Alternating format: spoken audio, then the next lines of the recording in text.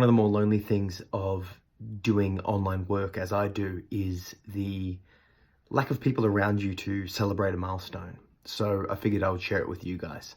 I've just uploaded and edited and finished the physical, digital and audio copies of my next book, Wage Slave. So I'm just waiting for approval of the audiobook through the distributors, but the physical and paperback book are out. I'll chuck a link down to the Amazon store, but I'll talk to you more about it once it's all released because I just like to have it all out there. But like I was saying, it's a very lonely thing because I sort of want to get like one of those little, balloon things, go, woo, that comes out, comes back just to celebrate. But when there's no one else around you to share the celebration, it sort of feels a bit hollow or a bit shallow. I don't know. I've got with my writing, with my projects, there seems to be this inner sort of drive that, I don't know, just keeps pushing me to continue. And it's almost that the projects that I do, and in particular the writing I do, it almost feels like it's not coming from me. Like, yeah, I study how to write and I practice how to write, but when I am writing, it feels like the words are just coming, or it just sort of has to be a particular way, which I find quite interesting because I'm fairly rational and fairly logical, but it almost feels like what I'm doing here is coming from something or someone external. And the same thing's true for these projects. So in a sense, if these projects are created by something external to me, then I'm here to celebrate with that thing once the projects are created. I don't know, perhaps I'm just too introverted to go out and find and make groups and do these whole things where you share your work, like, authors clubs and all that sort of stuff.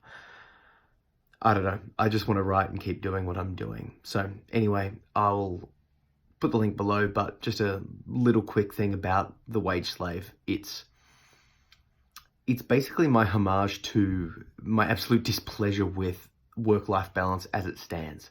There's studies that suggest that over 80%, somewhere up to 87% of people hate the job they're working.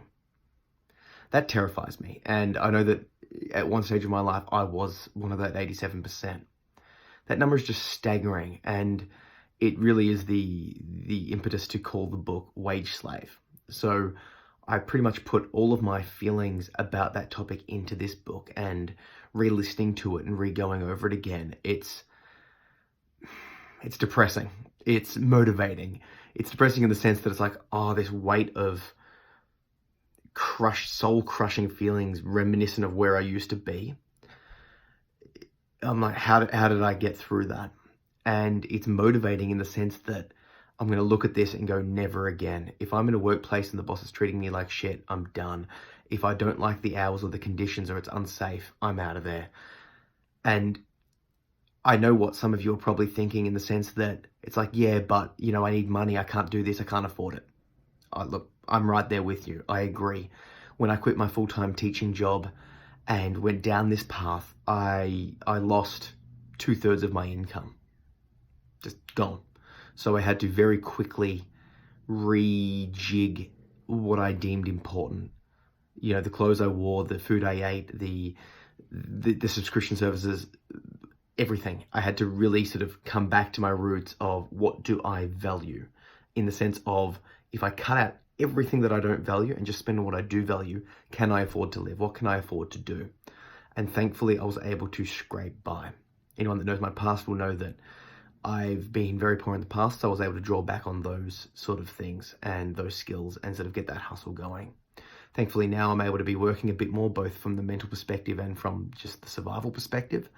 So I'm not in such a desperate situation, but I can, rereading this book and sort of getting myself back into that mental state of where I was, it's disgusting. I just feel so sorry and sad for people in that situation. So if you're looking for the motivation to take a step, take a plunge, take a leap, to try something new, to quit your job, to pursue your dreams, this is a book for you. It's a pretty short read. It's an anthology series once again. 11 short stories, including one poem. So it's a very quick read, but honestly, I think you'll get a lot from it. So if you do check it out, let me know what you think by chucking a review wherever you review it.